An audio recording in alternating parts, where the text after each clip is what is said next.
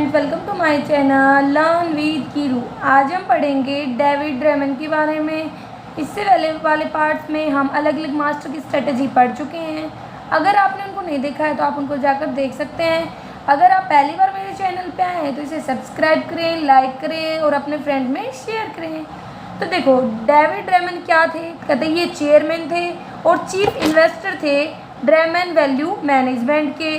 ठीक है, जो ये ड्रेमन वैल्यू मैनेजमेंट है ना, ये एक फर्म है जो मैनेज करती है बहुत सारे बिलियन ऑफ डॉलर है ना, जो इंडिविजुअल्स के, उनको, जो इंस्टीट्यूशंस के फंड है उनको। जो ये फर्म है बहुत ज़्यादा बड़ा अच्छा रिकॉर्ड रखती है। जो ड्रेमन है ना, उन्होंने अपने व्यूज़ वगैरह दिए थे, स्ट्रेटजीज़ वगैरह दिए थे इसमें काम करने के लिए।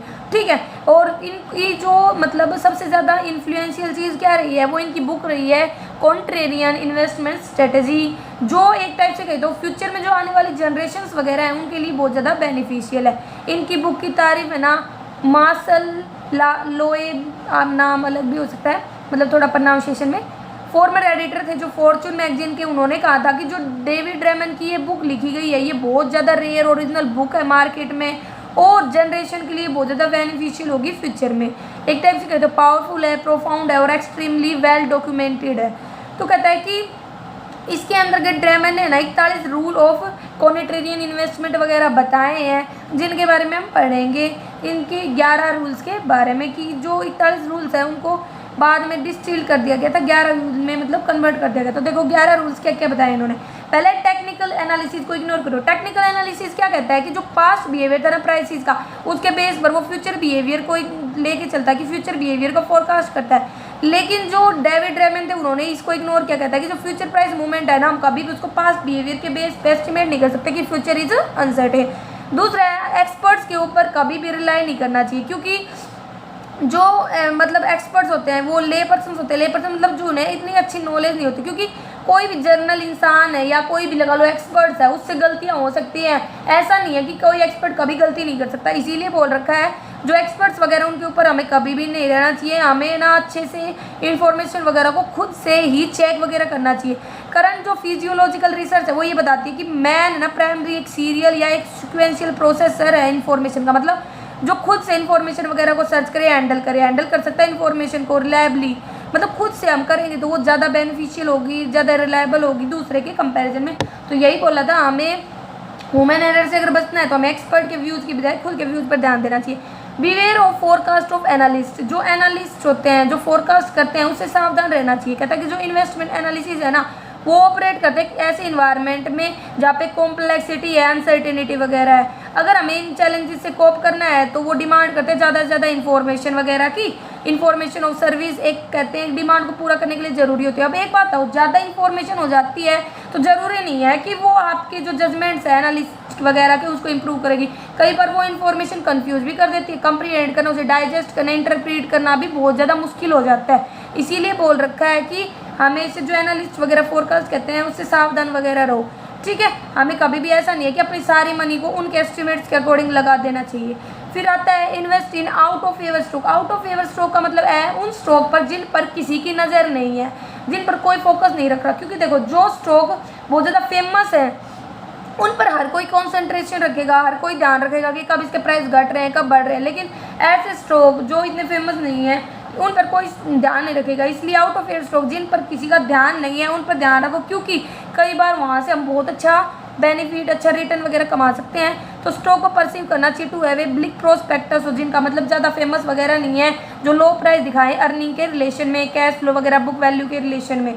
ठीक है, ज़्यादातर लोग होते हैं ना वो किन की तरफ अट्रैक्टेड होते हैं, जो बहुत ज़्यादा बेनिफिशियल स्टॉक्स हैं। तो हमें ना नेगलेक्टेड स्टॉक के ऊपर पैसा वगैरह लगाना चाहिए, ना कि उन पर जो बहुत ज़्यादा फैंसी दिखे, अट्रैक्टिव वगैरह दिखे। ठीक है, फिर आता है supplement your analyst with ancillary financial indicator. मतलब ये बोल रखा है कि जब भी हम चेक करें कि भाई हम जब इन्वेस्टमेंट कर रहे हैं तो इन्वेस्टमेंट स्ट्रेटेजी वगैरह चेक कर रहे हैं तो मैं ना 5 मतलब ग्रुप्स होते हैं, मतलब 5 पोजीशन होती है किसी भी कंपनी वगैरह की, उनको चेक करना चाहिए। क्या जिस कंपनी में हम इन्वेस्ट कर रहे हैं उसकी फाइनेंशियल पोजीशन अच्छी है, करंट रेशियो, डेब्ट इक्विटी रेशियो, उसका इंटरेस्ट कवरेज रेशियो वगैरह कैसा है। ठीक है, डिफिकल्ट पीरियड में क्या वो उसको स्ट्रेंथ दे पाएगा, कभी वो फेल तो नहीं हो जाएगी। फेवरेबल ऑपरेटिंग और फाइनेंशियल रेशियो चेक करना, जो हमें एक एश्योरेंस देते हैं कि हाँ कि मतलब कोई कमियां वगैरह नहीं होगी। अब वो average past earning growth rate check करना, फेयर इंडिकेशन होता है ये नियर ईयर फ्यूचर के लिए, अर्निंग एस्टिमेट वगैरह जो कंजर्वेटिव होते हैं, अब वो एवरेज डिविडेंड यील्ड वगैरह, ठीक है, कि भाई एवरेज से ज़्यादा हम कितना रिटर्न वगैरह कमा रहे हैं, फ्यूचर में क्या बेनिफिशियल होती है, हमें ये 5 चीज़ें चेक करनी चाहिए। फिर आता है डाइवर्सिफाई करो, कभी भी एक जगह पे पैसा मत लगाओ, डाइवर्सिफाई करके चलो। अगर तुम अपनी एसेट्स का सफिशिएंट साइज है तो ड्रेमन ने कहा था कि हमें उनको इन्वेस्ट करना चाहिए 20 से 30 स्टॉक्स में, या मतलब 15 तो कम से कम करना चाहिए। डिपेंड करो डाइवर्सिफिकेशन प्रिंसिपल को, मतलब उसको यूज़ करके चलो, क्योंकि एक कंपनी पर या कुछ कंपनीज पर डिपेंड रहना डेंजरियस हो सकता है, इसीलिए हमें डाइवर्सिफाई करके चलना चाहिए। Within an industry buy the cheapest stock को बाय करो as determined by contrarian strategy. बहुत सारी स्ट्रेटेजीज है, उन्होंने सभी ने यही बताया था कि हमें चीपेस्ट स्टोर में पैसे लगाने चाहिए। ड्रेमन ने एक बुक लिखी थी कॉनेटेरियन इन्वेस्टमेंट स्ट्रेटेजी 1980 में, उसमें उन्होंने कहा था कि पी रेशियो है ना, प्रॉफिट अर्निंग रेशियो, उसको लो रखना चाहिए, और उन्होंने इसको बहुत अच्छे से एक्सप्लेन वगैरह किया था। उनकी एक नई बुक आई थी कॉनेटेरियन इन्वेस्टमेंट स्ट्रेटेजी, उसमें बताया था जो मतलब अदर कॉनेटेरियन जो स्ट्रेटेजीज रहे, अदर जो पर्सन वगैरह ने, उन्होंने यही बताया है कि हमें ना बाई करना चाहिए चीपेस्ट स्टॉक को एक इंडस्ट्री के अंतर्गत, और ये देखना चाहिए कि उसको हम बाई कर रहे हैं कम पे, तो हम फ्यूचर में कितने ज़्यादा पर बेच सकते हैं, कितना ज़्यादा प्रॉफिट वगैरह कमा सकते हैं। तो यही बोल रखा है कि एडवांटेजेस क्या है रिलेटिव कॉनेटेरियन स्ट्रेटेजी की, कि दैट यू मोर डाइवर्सिफिकेशन रख सकते हो आप इंडस्ट्री में। आप थोड़े थोड़े खरीद कर, थोड़ा थोड़ा पैसा लगा करके चीपेस्ट खरीद के आप अपने लिमिटेड रिसोर्सेज को भी बहुत सारी कंपनीज वगैरह में लगा सकते हो।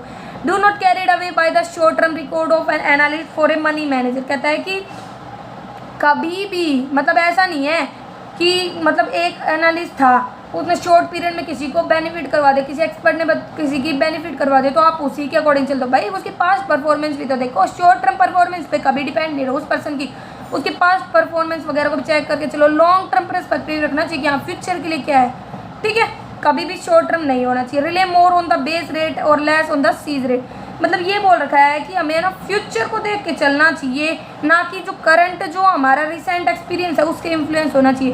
भाई रिसेंट एक्सपीरियंस से अगर फ़ायदा होगा तो ऐसा नहीं है कि हम उसी के बेस पे सारे इन्वेस्टमेंट डिसीजन वगैरह ले लें, बल्कि हमें फ्यूचर को देख के रहना चाहिए। What happens in similar situation in the long run, ये भी चेक करना चाहिए अगर लॉन्ग रन में यही सिचुएशन होती है तो क्या होता, ठीक है।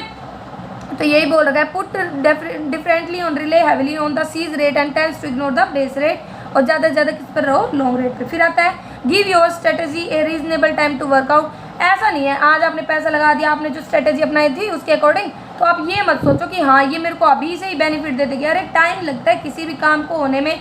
आप पहली बार जब कोई क्वेश्चन सोल्व करते हो तो वो उतना टाइम में नहीं सोल्व करवाते जितना आप उसको 5-10 बार सोल्व करके फिर करते हो, तो इफिशियंसी आती है उसके अकॉर्डिंग। तो यही बोल रखा है कि जो क्विक रिजल्ट है ना उनकी एक्सपेक्टेशन मत रखो, टाइम दो अपने रिजल्ट्स को डिलीवर करने में, अपनी स्ट्रेटेजी वगैरह को। रीजनेबल टाइम बहुत ज़रूरी होता है। इमीडिएट अगर सक्सेस की डिमांड करोगे तो हम ऐसा नहीं कह सकते मिल जाएगी।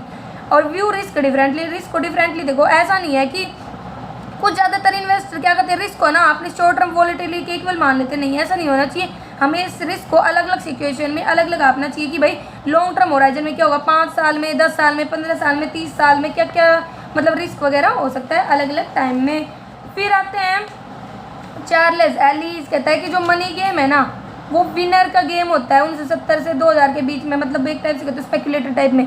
जो ज़्यादातर जो इन्वेस्टर होते थे वो पार्टिसिपेट करते हैं इस गेम में सुपीरियर रिटर्न कमाने के लिए। वो ना ज़्यादातर अट्रैक्ट किए जाते थे lot of talented determine aggressive player के द्वारा, क्योंकि जो गेम होता है ना वो इतना ज़्यादा कोई नॉर्मल पर्सन नहीं खेल सकता, बहुत टैलेंट होना ज़रूरी है, प्लेयर होना जरूरी है उसके लिए, ठीक है। जो इन्वेस्टमेंट मैनेजमेंट बिजनेस है ट्रेडिशनली ऑपरेट करता है जमशेद पे की जो प्रोफेशनल मनी मैनेजर्स हैं पर आउट परफॉर्म कर सकते हैं मार्केट में। जो एजम्पशन है बेस्ड है 2 पॉइंट्स पे, एक तो liquidity offered by the stock market एक एडवांटेजेस होती है, और इंस्टीट्यूशनल इन्वेस्टर ना विनर गेम होने चाहिए, ठीक है। तो यही बोला है कि जो हमारा मनी मैनेजमेंट का गेम है वो क्या है, एक लूजर का गेम है ना कि विनर का गेम। फिर यहाँ पे इसने डिफरेंस बताया विनर गेम में और लूजर गेम में, ठीक है। किसके अंतर्गत, उनकी जो बुक थी extraordinary tennis for ordinary tennis player में, मतलब इन्होंने एक टेनिस गेम है उसका एग्जाम्पल लिया है, उसके अकॉर्डिंग इन्होंने एक्सप्लेन किया है उसे, ठीक है। फिर बात आती है कि भैया अगर हमें लूजर का गेम जीतना है तो कुछ गाइडलाइंस है जिनको फॉलो करना चाहिए। एक तो प्ले योर ओन गेम, खुद का गेम खुद खेलो, मतलब जो आपने स्ट्रेटेजी वगैरह बनाई है उनके अकॉर्डिंग खेलो, उनको अच्छे से फॉलो करो, ठीक है। कीप इट सिंपल, सिंपल रखो, ज़्यादा कंफ्यूजिंग वगैरह ना हो, जिसको हर कोई फॉलो कर पाए, कौन सिंपल हो, कॉन्सेंट्रेटेड हो, ठीक है, टाइम और एफर्ट जिसमें लगा पाए, और concentrate on your defence, defence मतलब होता है कि अपनी सेफ्टी वगैरह पे भी फोकस करो। परचेज ओरिएंटेड है, लगा लो कोई भी इन्फॉर्मेशन वगैरह, तो ज़्यादातर आप सेलिंग पर भी एफर्ट्स लगाओ कि सिर्फ परचेजिंग नहीं बल्कि सेलिंग भी हो, ठीक है। फिर आता है हमारा फ्लिप फिशर।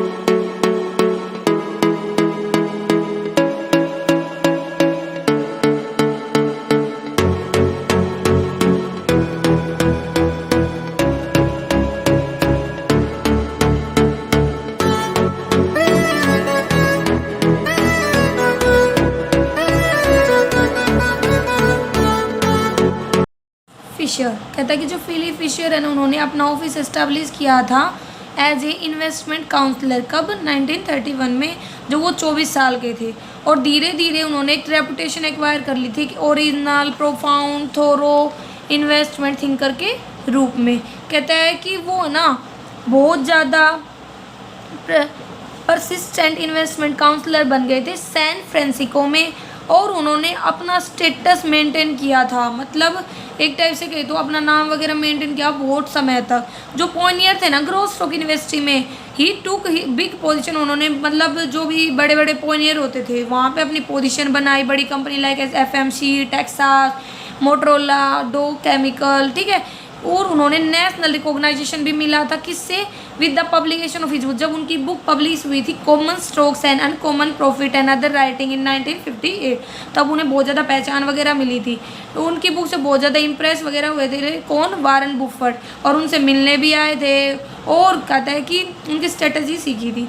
फिर बात आती है क्या क्या आउटस्टैंडिंग कंपनीज। कहते हैं जो फिशर थे ना, उन्होंने कॉन्सेंट्रेट किया था आइडेंटिफाई करने पर जो भी आउटस्टैंडिंग कंपनीज वगैरह थी। उन्होंने कहा था कि मैं नहीं चाहता, I do not want a lot of good, मैं ज़्यादा इन्वेस्टमेंट नहीं चाहता, मैं कुछ ही इन्वेस्टमेंट चाहता हूँ जो ऐसी आउटस्टैंडिंग हो। उन्होंने इवेल्युएट किया था वेदर ए कंपनी की कोई कंपनी आउटस्टैंडिंग है या नहीं। फिशर ने एम्प्लॉय किए बहुत सारे क्राइटेरिया वगैरह, ठीक है। तो उन्होंने क्राइटेरिया को दो पार्ट में बांटा था, करेक्ट, एक तो बिजनेस के फीचर्स के बेस पे और एक मैनेजमेंट की क्वालिटी के बेस पे। तो बिजनेस में क्या क्या फीचर्स होने, क्या क्या क्राइटेरियाज होने चाहिए, growth from existing product and new product, भाई एक नए और पुराने प्रोडक्ट से क्या ग्रोथ हो रही है, height of profit margin, return on capital, effective research, excellent sales organisation, leading industrial position और ड्यूरेबल फ्रेंचाइजी। क्वालिटी क्या थी मैनेजमेंट की, integrity, accessibility, long term orientation, appreciation from change in pervasive, strong financial control. तो ये सारे उसके features थे। और फिशर्स ने कुछ टेक्निक्स वगैरह सजेस्ट की थी, वो क्या थी प्रॉपर एनालिसिस के लिए। एक तो ऑब्जर्व करना प्रिंटेड मटेरियल जिसमें आती है annual and interim report, gather करना एडिशनल इन्फॉर्मेशन किससे, फ्रॉम बिजनेस सोर्सेज से, और विजिट करना कंपनी में असेस करने के लिए management and ascertain whether they are carrying out the stated policies. तो फिर बात आती है जॉय ग्रीन बेल्ट की। कहते हैं जो जॉय ग्रीन बेल्ट मैनेजर है ना, ओवर $1 बिलियन एट गोथम में वो एक $1 बिलियन का मैनेजर था, उससे ज़्यादा का। और he has over the past 20 मतलब पिछले जो भी 20 साल थे ना, उन्होंने जनरेट किया था एनुअल रिटर्न कितना 40% का। वो उन्होंने बहुत ज़्यादा एक्स्ट्राऑर्डिनरी अचीवमेंट, मतलब बहुत बड़ी बड़ी अचीवमेंट भी अचीव की थी। पहली बार फर्स्ट ईयर में उनकी जो परफॉर्मेंस थी वो बहुत ज़्यादा बेटर थी। कितना एनुअल रिटर्न मिला था उन्हें, 50% का। जो जॉन ग्रीन बेल्ट थे उन्होंने एक बुक भी लिखी थी जिसका नाम था the little book that beat the market. और अपनी बुक्स में उन्होंने ना रूल्स वगैरह बताए थे कि भाई कब एक बिजनेस को बाय करना चाहिए, गुड बिजनेसेस के, और वैन दे आर चीप, कब वो चीप वगैरह होते हैं, ठीक है, कब वो अच्छा रिटर्न वगैरह देते हैं। तो मैजिक फॉर्मूला में क्या क्या इन्वॉल्व थे, short out are listed US stock, कि जितने भी यूएस के लिस्टेड स्टॉक है उनको शॉर्ट आउट करो, मतलब उनको छाटो, डिसेंडिंग ऑर्डर वगैरह में अरेंज करो। ऑन द ROIC मतलब रिटर्न ऑन इन्वेस्टेड कैपिटल, की जो आपने पैसा लगाया है उस पर कितना रिटर्न मिला है उसके ऑर्डर में शॉर्ट आउट करो स्टॉक को। Ascending order of price earning ratio add करो, 2 numbers of for each stock, मतलब 2 नंबर ऐड करो हर स्टॉक में। एक मैजिक फॉर्मूला स्टॉक को डेवलप करके चलो। मैजिक फॉर्मूला स्टॉक वो स्टॉक होंगे जो ना लोवेस्ट कंबाइंड स्कोर रखते हैं 2 वेरिएबल का। बुलेट करो एक पोर्टफोलियो को जिसमें 25 से 30 है ना मैजिक फॉर्मूला स्टॉक्स हो।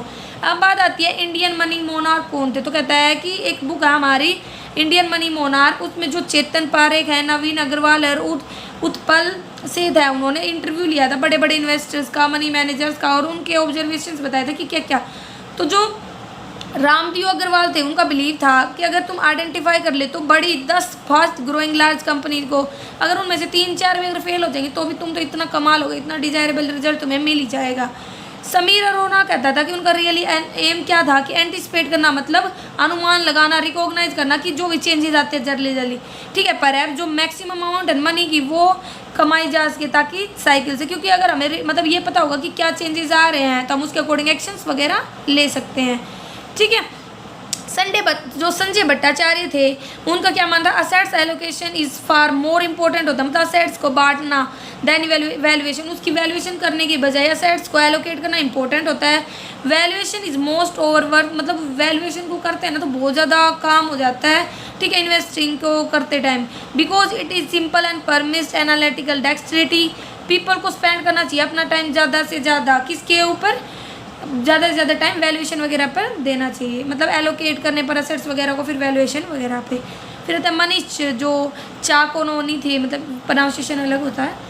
So when everyone thinks that the trend is down, जब ये सोचते थे ना कि ट्रेंड गिर रहा है, ठीक है, तो कहता है कि things are going to basically completely crash, तो सच में ये जो थिंग थी वो क्रैश हो जाती थी, बर्न हो जाती थी या मर जाती थी, और हम बहुत ज़्यादा एक्साइटेड हो जाते थे। और वैन द ट्रेंड इज, जब ट्रेंड ऊपर जाता था तो लोग सोचते थे कि वो ग्रो हो रहा है एक चांद की तरह, ठीक है, मतलब चांद तक जाएगा, और हम डर जाते थे कि चांद चौक से। ज़्यादातर जो इन्वेस्टर थे ना वो रिस्क को नहीं देखते, बस रिटर्न को देखते हैं, वो ये चाहते हैं कि भाई रिटर्न कितना मिल सकता है, क्या क्या अपॉर्चुनिटी वगैरह है, लेकिन हमें रिटर्न और रिस्क दोनों पर ध्यान देना चाहिए। अर्जुन जो दिविचा थे उन्होंने क्या माना था, दो सिंपल आइडिया दिए थे कि एक तो buy cheap and we buy momentum, कि एक तो हम चीप खरीदते हैं और एक मोमेंटम वगैरह देखते हैं, but we do it every single month, लेकिन हम ये हर सिंगल मंथ करते हैं, and we do not flinch, लेकिन हम सर्वाइव नहीं कर पाते, मतलब ग्रोथ नहीं कर पाते। इसीलिए कह रखा है कि हमें बिग बैट करनी चाहिए, मतलब हमें वैल्यू और पॉजिटिव मोमेंटम देखना चाहिए, वहाँ पे हमें पैसा लगाना चाहिए जहाँ पे ज़्यादा से ज़्यादा रिटर्न मिलने के चांसेस हो। संजीव दुग्गल कहता है कि जो बेसिकली बिजनेस साइकिल इन्वेस्टर होते हैं ना, जहाँ पे हम डिसाइड करते हैं कि कौन सा सेक्टर हमें बाय करना चाहिए, कहाँ पे हमें बेचना चाहिए, वो डिपेंड करता है बिजनेस पर, इकोनॉमिक साइकिल पर जहाँ पे हम हैं, ठीक है। एनालाइज करो इंडिया में from an investment point of view से, मतलब कहाँ पे इन्वेस्ट कर सकते हो, कहाँ पे अच्छा रिटर्न मिल सकता है, आइडेंटिफाई करो इन्वेस्टमेंट अपॉर्चुनिटी वगैरह रखो।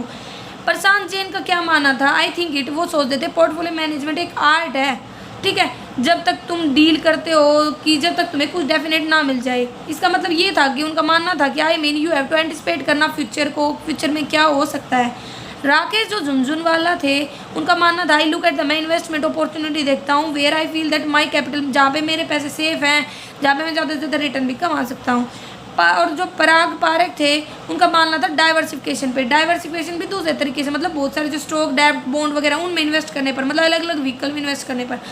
सुकुमार जो राजा था उन्होंने बताया था कि जो माई इन्वेस्टमेंट फिलोसफी बहुत ज़्यादा सिंपल है, मेरा ऑब्जेक्टिव है इन्वेस्ट करना बिजनेस में जो मेरे को सुपीरियर रिटर्न करके दे दूसरे जो भी टाइम पीरियड है, दूसरे जो भी स्टॉक वगैरह उनसे। जो चंद्रकांत सांपन थे उनका मानना था, 5 एट्रीब्यूट दिए थे उन्होंने, management abilities, there any allocated capital in the balance sheet, या कम्पिटिटिव एडवांटेजेस पीरियड, और रिटर्न ऑन नेटवर्थ, ये उन्होंने दिए थे। और 5वां था understanding of risk and what we pay for it, हम जो रिस्क वगैरह उसके लिए हमें क्या गंवाना पड़ेगा, क्या पे करना पड़ेगा। जो भारत शाह थे मोस्ट इंपॉर्टेंट थिंग थी रीड करना एनुअल रिपोर्ट को, कि क्या एनुअल रिपोर्ट क्या है, क्योंकि उसमें सारे डिस्कशन होते हैं मैनेजमेंट के द्वारा जो हमें बताती है कि फ्यूचर में क्या हो सकता है, पीछे क्या हुआ था वो सब। Nilesh Shah, in real sense we do not have, हमारे पास कोई वैल्यूएशन नहीं होता रियल सेंस में, और हमें यूज़ करना चाहिए DCF वैल्यूएशन मॉडल को, ताकि हम फोरकास्ट कर पाएँ फेयरली हैंजी की, ठीक है। और फिर है रुचिर शर्मा, कहता है कि देर आर 3 कॉर्नरशियंस, ठीक है, प्रोनाउंसिएशन हो सकता है, टू आवर इन्वेस्टमेंट फिलोसफी, एक तो वैल्यूएशन, एक डायनामिक्स और सेंटिमेंट, हम तीनों को लेके चलना चाहिए जब भी हम इन्वेस्टमेंट वगैरह करने चाहिए, हमें बहुत ज़्यादा टेंशन पे करनी चाहिए इन चीज़ों पर, ठीक है, वेटेज वगैरह भी देनी चाहिए। लेकिन जहीर सीता खान ने उन्होंने कहा था, आवर ग्रेटेस्ट सक्सेसिस है come fan we identify a company, जब एक हम आइडेंटिफाई करते हैं कंपनी को किस क्राइटेरिया के बेस पे कि कंपनी क्या ग्रो हो रही है, क्या वो डिस्टिंक्ट कंपटीशन रखती है, कंपटीटिव एडवांटेजेस क्या है, मैनेजमेंट का रिकॉर्ड वगैरह क्या है, इन चीज़ों के बेस पे हमें कंपनी वगैरह को चेक करके चलते हैं, उसका एक्सपेंडिचर वगैरह कैसा है, इंटरनल कैश फ्लो वगैरह कैसा है। तो यहाँ पे हमारे ये ख़त्म होते हैं ग्रेट मास्टर की स्ट्रेटजी। अगर आपको किसी भी स्ट्रेटजी में कोई कन्फ्यूजन है तो कमेंट करके बता सकते हैं। मेरे चैनल को सब्सक्राइब करें, लाइक करें और अपने फ्रेंड्स में शेयर करें।